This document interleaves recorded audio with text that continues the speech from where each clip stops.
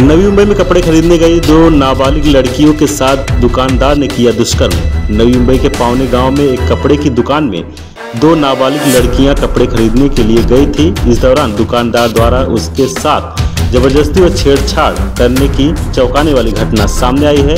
इस मामले को लेकर दुकानदार को 2 दिन की पुलिस हिरासत में भेज दिया गया है। तुर्भे के वरिष्ठ पुलिस निरीक्षक रविंद्र दौनकर इस मामले की अधिक जानकारी दी है। 20 एप्रिल 2024 रोजी पावणे गाव या ठिकाणी एक कपड्याचं दुकान आहे। त्या दुकानामध्ये 2 अल्पवयीन मुली या कपडे पाहण्यासाठी गेल्या असता त्या कपड्याच्या दुकानामध्ये असलेली व्यक्तीने त्यांच्यावरती लैंगिक अत्याचार केलेले आहेत। त्या संदर्भात तुर्भे पोलीस ठाणे येथे रितसर गुन्हा दाखल करण्यात आलेला आहे आणि त्या अत्याचार करणाऱ्या व्यक्तीला तुर्भे पोलिसांनी अटक केलेली आहे।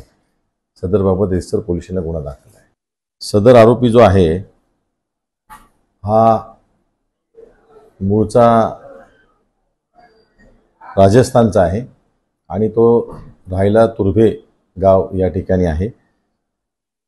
त्यावरती कुठले गुन्हे दाखल आहेत का यापूर्वीचे या संदर्भात आम्ही तपास करीत आहोत। न्यायालयाने किती दिवसांनी पकडले?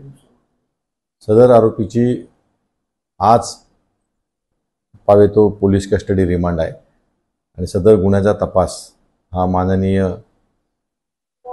सहाय्यक पोलीस आयुक्त श्री राहुल गायकवाड सर हे करीत आहेत।